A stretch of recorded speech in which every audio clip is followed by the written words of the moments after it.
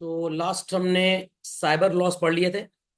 अगर आपको कोई साइबर बुलिंग करता है तो उसकी कैसे बैंड बजानी है ये सबको पता लग गया। सो मेरे वाले नोट्स नहीं है तो आज मैं इस बुक का रेफरेंस ले रहा हूँ इस लेक्चर में। We are on to family justice system, that is unit 5। और जो बीच का हमारा एक टॉपिक स्किप हुआ है वो हम इसके बाद पूरा करेंगे, ठीक है। तो चलिए लेट्स कंटिन्यू विद दिस। सो इसमें सबसे पहला टॉपिक है हमारा मैरिज एंड डाइवोर्स। भगवान करे शादी सबकी हो जाए बट डाइवोर्स किसी का ना हो, नुकसान बहुतों का हो जाता है। So the content that will be covering up here is children natural sorry nature of family laws क्या है इंडिया में, human rights, gender perspectives, family courts कैसे काम करते हैं, women's role in creation of family courts, lawyers और counsellors का क्या रोल है, एंड काउंसलर्स का जेंडर इश्यूज से रिलेटेड क्या रोल है, and after that we will study what is called as marriage and divorce. Is that fundamental logic clear? तो सब बच्चे अपनी अपनी कॉपी ओपन कर लें और लेट्स स्टार्ट। तो मेरे भी नोट्स आपको बहुत जल्दी मिल जाएंगे तो बिल्कुल परेशान मत होइएगा। तो स्टार्ट करते हैं पहले टॉपिक से चलन, nature of family laws in India. मतलब इंडिया में जो फैमिली लॉज हैं वो हैं किस तरह के। तो मैं एक छोटा सा नाम यहां पे लिखूंगा, आपने शायद पढ़ा होगा, द हिंदू मैरिज एक्ट। याद आ गया? तो अगर दो लोग शादी करना चाहते हैं और वो दोनों किसी ऐसे धर्म को बिलोंग करते हैं जिसमें से कोई भी हिंदू है ही नहीं, क्या उनकी शादी इस कानून के तहत सपोर्टेड होगी? कॉमन सेंस लगाइए and the answer is no. Ticket खरीदा वंदे भारत का, राजधानी में ट्रैवल कर पाएंगे क्या? नो। सर लड़का हिंदू है बट लड़की हिंदू नहीं है, सपोर्टेड। लड़की हिंदू है बट लड़का हिंदू नहीं है, it is let's see supported है कि नहीं। यहां पे थोड़ा ट्विस्ट है। तो ऐसे ढेर सारे कानून इंडिया में हैं जिसके तहत हम अपनी रिलीजन को भी फॉलो कर सकते हैं, और उन कानून में काफी चीजें रिलीजन से रिलेटेड ही लिखी गई हैं। मतलब वो कस्टम बेस्ड लॉ हो गया, लेजिस्लेशन बेस्ड कम है, कस्टम बेस्ड ज्यादा। अब मैरिज एक्ट है तो लेजिस्लेशन तो ही है, बट इसका जो कॉम्पोजिशन है वो कस्टम बेस्ड है, वो लेजिस्लेशन बेस्ड नहीं है। तो कहने का मतलब घर में चार पहिया इकट्ठा किया, फैक्ट्री में ले गए और फैक्ट्री से कह रहे हैं हमारी गाड़ी बना दो, तो पहिए आपके हैं बट गाड़ी कंपनी की होगी। ओके। तो हिंदू मैरिज एक्ट में मैक्सिमम चीजें जो लिखी हैं बच्चों, वो जो हिंदू रिलीजन में फॉलो की जाती है वही लिखी हुई हैं। तो it is primarily a custom source of law, but क्योंकि एक्ट बन गया, पार्लियामेंट से पास हुआ है, तो ये लेजिस्लेशन का रूप ले लेगा।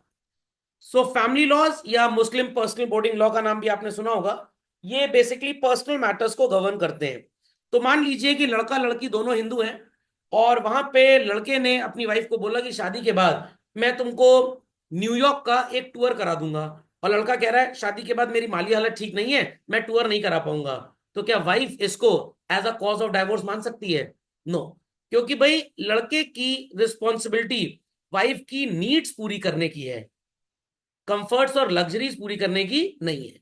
तो सर वाइफ सपोर्ट कर दे, मैं मुकेश अंबानी की बेटी हूं, मेरे लिए न्यूयॉर्क का टूर तो नेसेसिटी है, कंफर्ट लग्जरी है ही नहीं।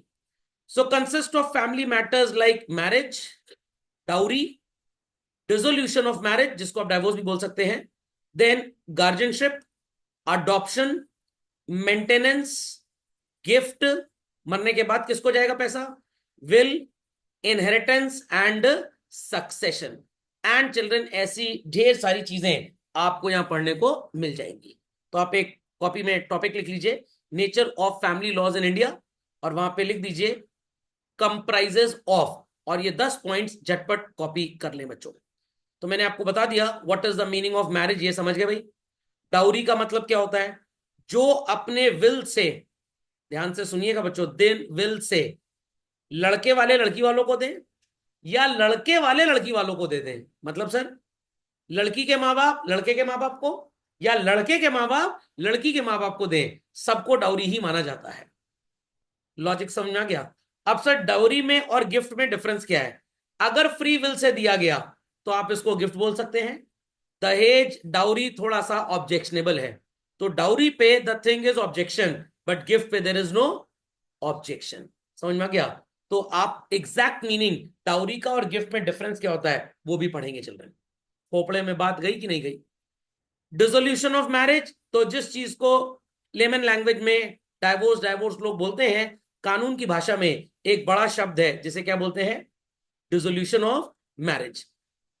गार्जियनशिप का मतलब जब डिवोर्स हो जाएगा, डिसोल्यूशन ऑफ मैरिज हो जाएगा, बच्चे की कस्टडी किसके पास होगी?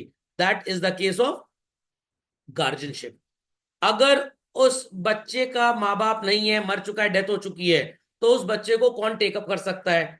We'll be studying this in adoption. Practically 15 साल तक की उम्र पे ही अडॉप्शन वैलिड है, उसके बाद अडॉप्शन अलाउड नहीं है, क्योंकि फिर वो जुवेनाइल में चला जाता है 16 साल में। मेंटेनेंस, अगर डाइवोर्स हो गया, डिसोल्यूशन ऑफ मैरिज हो गया, तो एलिमनी देनी पड़ती है, one time payment by the husband to the wife as well as by wife to the husband. देखा जाएगा किसकी फाइनेंशियल कैपेसिटी बेटर है। तो जरूरी नहीं कि हमेशा लड़का ही अपनी डाइवोर्स बीवी को एलिमनी देगा, बीवी भी देती है। मेंटेनेंस हस्बैंड को वाइफ को भी देना पड़ सकता है और वाइफ को हस्बैंड को भी। गिफ्ट समझ गए, विल समझ गए, वसीयत जो लिखते हैं लोग। इनहेरिटेंस, सक्सेशन किसका होगा, प्रॉपर्टी किसको मिलेगी? तो सक्सेशन में और इनहेरिटेंस में फर्क है।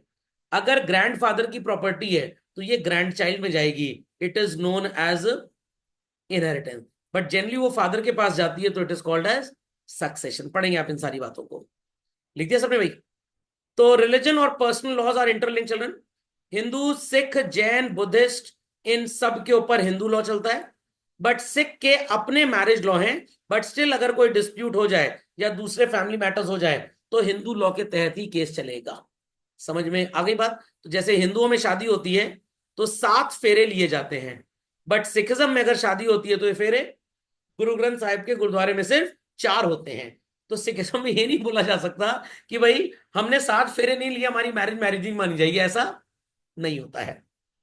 बट अगर मुस्लिम, क्रिश्चियन, पारसीज की बात करें बच्चों, तो इनके अपने कानून हैं, और ट्राइबल ग्रुप जो है इनके अपने लॉज होते हैं। Is that clear? तो Hindu law is different, Sikh marriage law is different, Parsi law, Christian law, ये सब अलग अलग हैं। और इनको इंडियन पार्लियामेंट से पास करके बच्चों इनको बना दिया गया है लेजिस्लेशन। व्हाट? लेजिस्लेशन। तो याद करिए, आपने सोर्स ऑफ लॉ 3 पढ़े थे। पहला क्या पढ़ा था? कस्टम। दूसरा लेजिस्लेशन, और फिर जुडिशियल प्रेसिडेंट। तो जब मैं इन लॉस की बात करता हूं, हैं तो ये सारे के सारे legislation, but practically, theoretically they are legislation, but practically custom based हैं बच्चों, सारे के सारे। तो इसके अंदर आपको धर्म की बातें ज्यादा सुनाई पड़ेंगी और पार्लियामेंट की बहस कम सुनाई पड़ेगी। Muslim law is uncodified and शरिया सिस्टम पे बेस्ड है।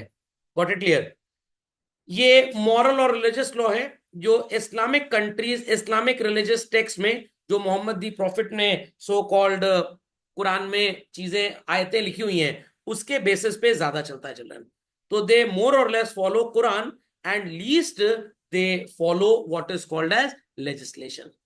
तो ध्यान से सुनिएगा, इंडिया जैसी कंट्री में शरिया लॉ नेग्लिजिबल है, बट जिन जगहों पे काफी मुस्लिम्स आपस में इसको सपोर्ट करते हैं तो वहां चलता है शरिया लॉ, बट कोर्ट में इसकी कोई सुनवाई नहीं है।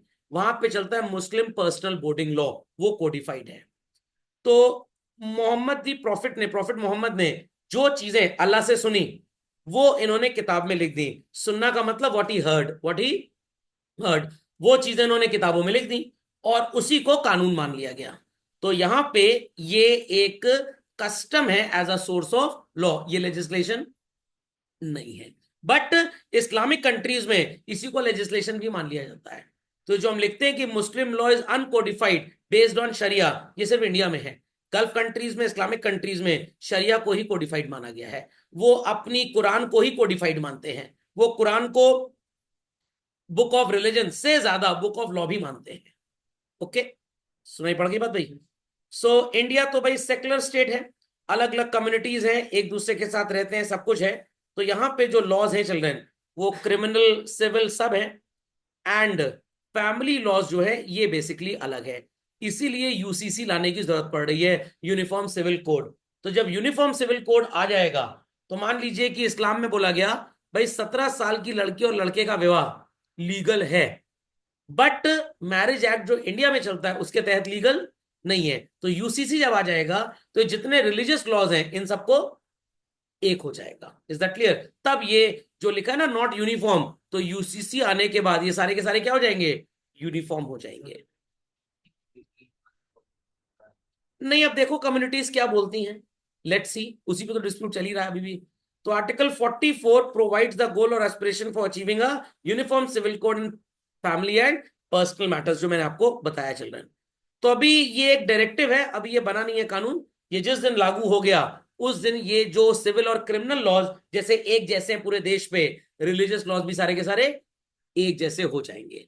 फिर अगर किसी कानून में लिखा है कि भाई हम लड़की की शादी हिंदू मैरिज एक्ट में या मान लीजिए हिंदुओं के हिसाब से रिलीजन में 18 साल में कर सकते हैं, यूसीसी बोलेगा नहीं, इसको आप अमेंड करिए। तो कुछ स्टेट्स 21 साल कर चुके हैं गर्ल्स की मैरिज एज, कुछ कर रहे हैं, कुछ कह रहे नहीं 18 सही है। जब यूसीसी आ जाएगा तो हर कानून के तहत, क्योंकि ये तो यूनियन गवर्नमेंट का लॉ है, तो पूरे देश में लागू हो जाएगा। अभी मैरिज का स्टेट का आइडिया अलग है और सेंट्रल का अलग है। सेंट्रल गवर्नमेंट तो 21 साल मान चुकी है, बट कुछ स्टेट्स में माना गया और कुछ में नहीं माना गया है। समझे इस बात को भाई? So in ancient period children, laws were merely based on what? Religious text, Dharmashastra, धर्म सूत्र बोला जाता था इनको। सब दोनों में फर्क क्या है बताया जाएगा, नॉट टू वरी। सो संस्कृत में टेक्स्ट लिखा हुआ है कि भाई आपकी लीगल ड्यूटीज क्या है। So as an ideal householder, as a ideal husband, तो हमारा धर्मशास्त्र धर्म सूत्र हिंदू धर्म में क्या बोला जाता है, जो मेल मेंबर होगा वही घर से बाहर निकलेगा काम धाम करने के लिए। और ये सिंस जनरेशन चला रहा है, शिकार पे मेल जाया करते थे, फीमेल्स नहीं जाया करते थे। बट अब क्या ऐसा हर जगह है? No, females are also equally working. तो समय के हिसाब से चीजें बदल जाती हैं। तो यहाँ पे हिंदू नॉलेज जो रिलीजन का है चिल्ड्रन, उसी पे कानून बना दिया गया। तो एंशियंट पीरियड मतलब वो राम जी का जमाना हो गया समझ लीजिए। मेडिवल पीरियड, यहाँ पे लीगल सिस्टम जो था बच्चों स्मृति एंड धर्मशास्त्र पे बेस्ड था। स्मृति का मतलब क्या होता है? What we have been memorising, जो हमें याद है। तो सुनना का मतलब what we heard, and memorise मतलब जो हमारे पुराने लोग हमें बता के गए, जो हमें याद है उसी पे हमने कानून बना दिया। उसके बाद और अगर टेक्स्ट कहीं नजर आया तो उस पर बना दिया। तो 8th सेंचुरी से दो मेजर स्कूल ऑफ लॉ बने। मतलब जैसे आपने वो पढ़ा था एनालिटिकल स्कूल, हिस्टोरिकल स्कूल, वो लेजिस्लेशन बेस्ड था, वो वेस्ट में चलता था, ये इंडिया में है। तो कितने स्कूल्स पढ़े थे हम लोग ने, याद करिए। हिस्टोरिकल था, एनालिटिकल था, रियलिस्ट था, सोशलॉजिकल था, और क्या था? नेचुरल सबसे पहला था, और क्या था? 5 थे। Is that clear? 5 थे। तो अगर हम बात करें वेस्टर्न सिस्टम में जो स्कूल ऑफ लॉ थे वो 5 थे, बट इंडियन सिस्टम में 2 थे, मिताक्षरा एंड दया भागा। दया भागा जनरली बंगाल साइड फॉलो होता था। अब मैं इसका एक छोटा सा मीनिंग आपको बताता हूं, सब तो नहीं बताऊंगा अभी। मिताक्षरा में अगर प्रॉपर्टी के डिवीजन की बात हुई तो लड़कों को मिलती है, लड़कियों को प्रॉपर्टी एंसेस्ट्रल नहीं मिलती। दया भागा में लड़कियों को मिलती है, लड़कों को नहीं मिलती। तो आज भी काफी बंगाली फैमिलीज में जब पिता की डेथ होती है तो प्रॉपर्टी लड़कियों को बीच में बटेगी, लड़कों के बीच में।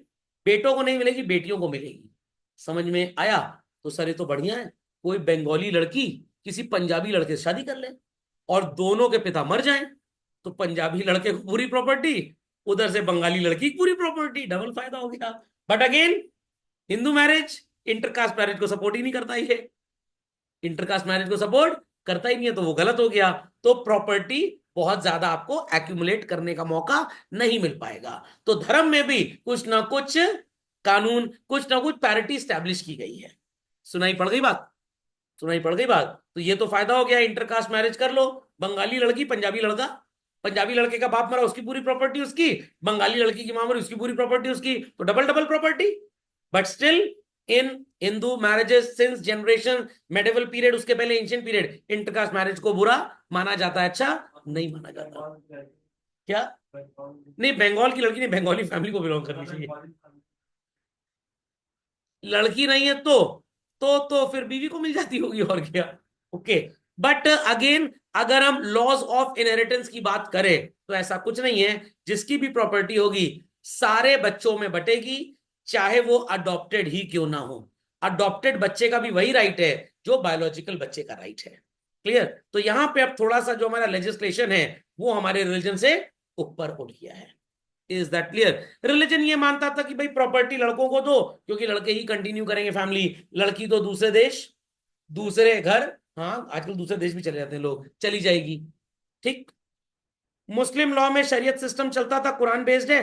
हिंदू लॉ मुस्लिम लॉ में लाइफ के सारे एस्पेक्ट्स कवर्ड है, बट मॉरल्स कस्टम्स और लॉज में ये डिफरेंस नहीं बना पाते थे। ये मॉरल को ही कस्टम और लॉ समझ लेते थे। तो मुगल एम्पायर 16 टू 18 सेंचुरी जब रहा चिल्ड्रन, मैक्सिमम एरिया जो देश का रूल्ड था, या तो राजपूत थे उस जमाने में, या तो मुगल रूलर्स थे। तो जहां पे राजपूताना रूल था, वहां पे धर्मशास्त्र, धर्मसूत्र, स्मृति जो रटा हुआ है वो चलता था। और जहां पे मुस्लिम रूलर्स थे, वहां पे शरिया लॉ चलता था। आज भी अगर वो आप मूवी देखें, एक कौन सी आई थी, अरे जिसमें अक्षय कुमार वो बना था सरदार, और किले को सेव करने के लिए ब्रिटिशर्स को उसने, केसरी, यस, केसरी मूवी में अगर आपने देखा हो, एक औरत को लोग ईटा पत्थर मार रहे थे, और आज भी वो इस्लामिक स्टेट वगैरह में क्या करते हैं, गला वला काट देते हैं। Ladies in Afghanistan till date, फिर से तालिबानी आ गए वहां पे, not allowed to move freely. ये सब किसके तहत है, शरिया लॉ के तहत है। Is that clear? But India में थोड़ा ऐसा होता है, दुबई में ऐसा नहीं होता बेसिकली। तो आज की तारीख में कुछ हरकतें तो जाहिलों वाली हैं इनकी, कम से कम। हिंदुओं में भी ऐसा है, इतना घूंघट काट के चलो, चाहे औरत लड़ जाए सड़क पे जाकर, गाड़ी से लड़ जाए, तो कुछ कुछ बेवकूफियां हिंदू लॉ में भी ऐसी लिखी गई हैं। ओके। ब्रिटिश एम्पायर जब आया 17 सेंचुरी में, याद है ना, 1600 समथिंग में वो आए थे, 1947 तक रूल किए। तो उन्होंने बोला कि भाई जो लोकल लॉज हैं गड़बड़ है, बट वो एक चीज जानते थे, अगर इनके धर्म के बारे में कुछ बोलोगे ये अगेंस्ट हो जाएंगे, तो धर्म के बारे में कुछ नहीं बोलो। तो 1772 में ईस्ट इंडिया कंपनी ने सिविल एडमिनिस्ट्रेटर लगाए, वॉरेन हेस्टिंग, मैंने आपको बताया हुआ पहले से। बट वो हिंदू और मुस्लिम के धर्म के बीच में कभी भी नहीं आते थे। मैटर्स ऑफ पर्सनल लॉ जो होली कुरान में चल रहे हैं वो मुस्लिम्स के ऊपर लागू होंगे। एंड शास्त्र, शरिया ना लिख लेना एग्जाम में, एंड शरिया फॉर हिंदूज, टीचर कॉपी काट देगा बीच से। तो हिंदुओं को बोला गया भाई आप अपने शास्त्र लागू करिए, व्रत रखना है, मंदिर में पूजा पाठ करना है, हम मना नहीं करेंगे। मुस्लिम्स को बोला गया आप शरिया लॉ फॉलो करिए, कुरान पढ़िए, आजान करिए, हफ्ते में फ्राइडे को छुट्टी आपको मिलेगी, कोई टेंशन की बात नहीं है, साथ साथ जो हमारा है वो भी फॉलो करेंगे। सती प्रथा क्या थी बच्चों, शास्त्रों में लिखा था कि भाई हस्बैंड की डेथ हो गई तो वाइफ क्या करेगी अब। Is that clear? अब मैं ये तो नहीं जानता वाइफ क्या करेगी, उस समय किटी पार्टी तो होती नहीं थी, बच्चे भी कम थे। शायद शास्त्र में ऐसा लिखा गया होगा कि भाई जिसका हस्बैंड ही नहीं रहा, हो सकता है उसकी वाइफ को लोग किडनैप करें, एब्डक्ट करें, गलत तरीके से मोलेस्ट कर सकते हैं। तो भाई वाइफ का जिंदा रहना सेफ नहीं है।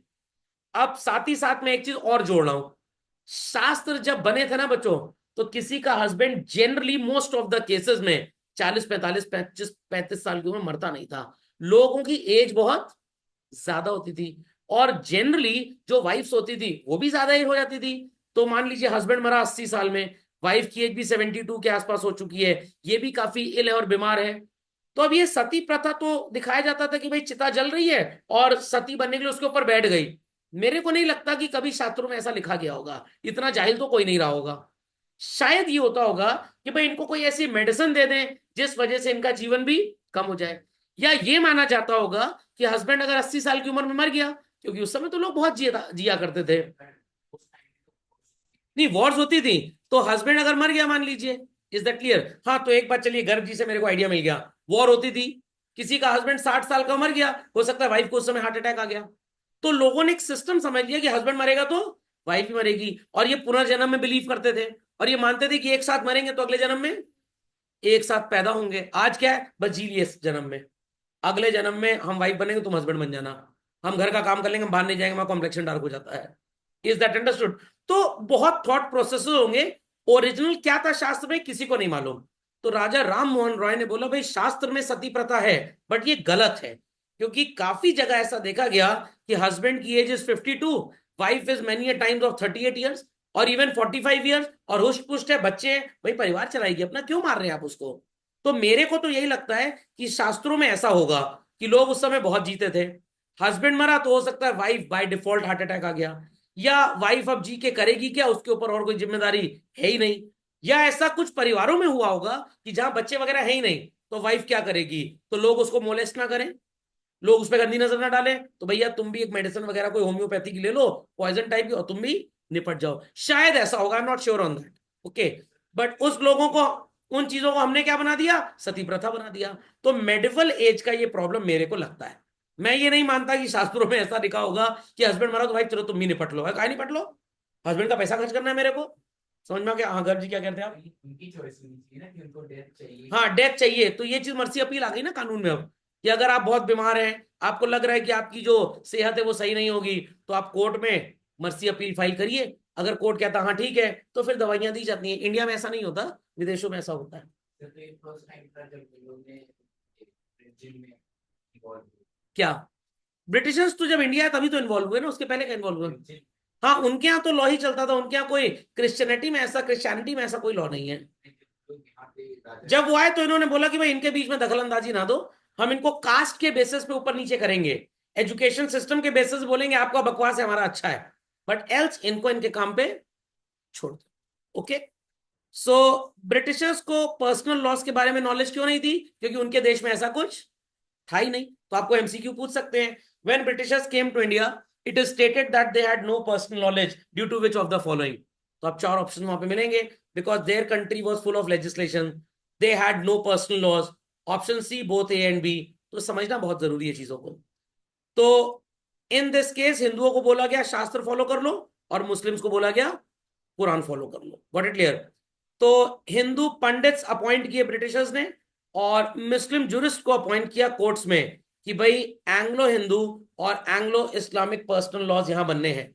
तो पंडितों को बुलाया गया, जो हमारे सो कॉल्ड वो होते हैं, अरे ये मस्जिद में कौन होते हैं, मौलवी साहब, इनको बुलाया गया। बोला गया भाई आपके कानून में ये लिखा है, मतलब आपके कुरान में और शास्त्रों में ये लिखा है, हम कोडिफाइड लॉ चाह रहे हैं, बताइए क्या क्या ऐड करें, कितना हम उसको डिविएट करें कि जो जनता जनार्दन है, जो धर्म फॉलो करते हैं वो नाराज ना हो, वो हमारे खिलाफ रिवोल्ट ना करें। तो ऐसे लोगों को बुलाया गया।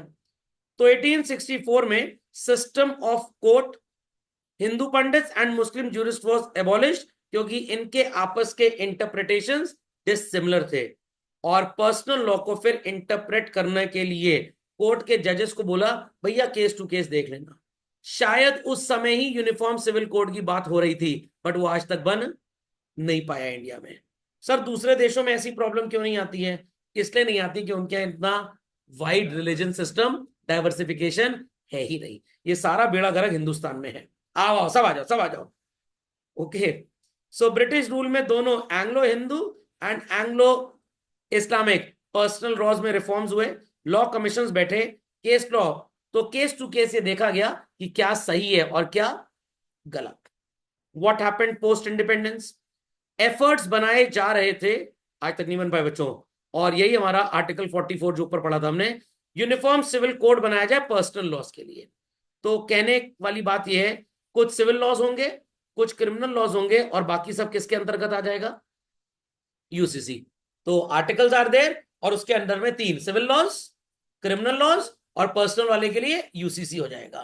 तो अभी अगर शरिया लॉ है और उसके अंदर लिखा है कि अगर किसी ने चोरी की उसका हाथ काट दो, अरे भाई चोरी की जान तो नहीं ली ना, तो उसकी जान क्यों ले रहे हो? चोरी की हम रिकवरी करवा रहे हैं ना, इज दैट क्लियर? तो उसकी जान क्यों ले रहे हो? बट शरिया लॉ थोड़ा ज्यादा स्ट्रिक्ट था कि भाई इतना इसने जो काम किया, हाथ काट दो ताकि दूसरों की आत्मा दहल जाए। तो क्रिमिनल लॉ में बच्चों एंड सिविल लॉ में दो चीजें हैं, मैं आपको बता रहा हूं। अगर आपने गड़बड़ी की तो आपको सजा तो सुनाई जाएगी, अगर आपको सजा सुनाई जाएगी तो आपसे बोला जाएगा कि भाई आपने सामने वाले का नुकसान किया है तो आप भरपाई करिए। अगर भरपाई का अमाउंट थोड़ा कम है, झेलने लायक है आपके लेवल पे, लिक्विडेटेड डैमेजेस बोलते हैं, कॉन्ट्रैक्ट में आप ये पढ़ेंगे। बट अगर वो बहुत ज्यादा है तो इट इज पेनल्टी। तो मैं कार से जा रहा था, सामने एक छोटा बच्चा अपनी मम्मी के साथ जा रहा था, मेरी कार इतनी ऊंची थी कि मेरे को छोटा बच्चा नजर ही नहीं आया, और हल्का सा वो मेरी कार से टच हो गया, उसको कोई नुकसान नहीं पहुंचा, कोई नुकसान नहीं पहुंचा, बट कोर्ट में मेरे को 5 साल की जेल कर दी। क्या मैंने इतना बड़ा क्राइम किया कि मेरे को 5 साल की जेल हो? अरे भाई मेरे ऊपर 5-10 हजार का जुर्माना लगा दो, मेरी फाइनेंशियल कंडीशन को देखते हुए। Is that clear? और वो जो लेडी है वो जो रोड पे चली उसको भी तो कुछ बोलो, भाई उसको पेडेस्ट्रियन लेन पे चलना चाहिए, मेन रोड पे नहीं चलना चाहिए। तो मेरे ऊपर लिया गया एक्शन क्या हुआ? पेनल्टी। जज साहब ये बोल सकते हैं कि भाई 3 महीने के लिए आप गाड़ी नहीं चला सकते, 5,000 रुपए आप मुआवजा दे दीजिए, ये सब समझ में आता है। तो this is called as what? Liquidated damages. तो मम्मी ने आपको बोला आज खाना तुम बनाओगे, जानबूझ के आपने लाल मिर्च डाल दी ताकि रिश्तेदार हर तीसरे दिन जो टपक जाते हैं उनको बवासीर हो जाए। मम्मी ने घर से निकाल दिया परमानेंटली आपको बाहर। क्या इतना बड़ा क्राइम किया था आपने? काम तो अच्छा किया था वैसे आपने, बट मम्मी ने निकाल दिया घर से बाहर, इट इज पेनल्टी। मम्मी दो झापड़ मार लें, 2 घंटे के लिए कमरे में बंद कर दें, तो इट इज लिक्विडेटेड डैमेजेस। बातें समझ में आ रही हैं? तो अब ये बोला गया कि भाई अगर आप चोरी कर रहे हैं तो भाई चोरी किया हुआ सामान रिकवर हो गया, चलो 3 महीने जेल में डाल दो। हाथ काटना क्या सही चीज है? नो। आपने किसी को बुरी निगाह से देखा, कुछ कमेंट कर दिया, क्या आपकी आंख फोड़ दे सरिया डाल के? तो ये सब क्या हो जाएगा? पेनल्टी हो जाएगी। 3 महीने के लिए नजर बंद कर दो, तुम काला चश्मा लगा के चलोगे, मास्क पहन के चलोगे, then it is liquidated damages. तो ये सब बातें हमारे शरिया लॉ में थोड़ी बहुत स्ट्रिक्ट और स्ट्रांग है, जो उन नेशंस के हिसाब से चलिए सही है। वो काट पीट में बिलीव करते थे, हम नहीं बिलीव करते। तो Hindu code bill which attempted to combine various religious customs and usage. तो कहने का मतलब यहां पे आ गए हमारे शास्त्र एंड चिल्ड्रन, आ गया हमारा लेजिस्लेशन। तो 1951 में काफी ऑपोजिशन हुआ। कॉन्स्टिट्यूशन ऑफ इंडिया तो सेकुलर वर्ड बोलता है, तो भैया जब सेकुलर वर्ड बोलता है तो सबको रहने दो ना अपना। तो यूनिफॉर्म सिविल कोड लाने में सेकुलर को मेरे को लग रहा है थोड़ा चेंज करना पड़ेगा, सेमी सेकुलर बनाना पड़ेगा। ओके। और बोला गया कि ये जो कानून है ये ज्यादातर हिंदू मेजोरिटी के लिए है और बाकी रिलीजन्स में ठीक से काम नहीं कर रहा। तो भाई ऐसा तो हर देश में होता है। गल्फ चले जाइए, वहां पे शरिया लॉ ज्यादा है। दुबई थोड़ा सा एक्सेप्शन है, else you go to some other country, Saudi Arabia, आप मंदिर का कंस्ट्रक्शन करवा के दिखवा दीजिए। आप वो हिजबुल्ला वाले रूल्ड उधर जो अपना इजराइल की बेल्ट है वहां चले जाइए और एक चर्च कंस्ट्रक्ट करा के दिखा दीजिए। तो भाई सोचा ये जा रहा है कि जब वो इतना स्ट्रिक्ट है, वो सेकुलर नहीं है, तो क्या इंडिया ने ही ठेका ले रखा है सेकुलरिज्म का? क्या? तो कॉन्स्टिट्यूशन पहले चेंज करना पड़ेगा ना, तो सेकुलर वर्ड को पहले चेंज करना पड़ेगा।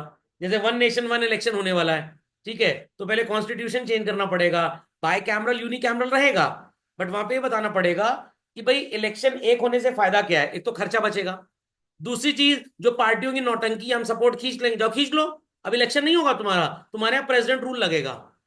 तो एक पार्टी सोची कि हम सपोर्ट खींच लें, सरकार गिर जाएगी, फिर से इलेक्शन होगा तो हम चीफ मिनिस्टर बन जाएंगे।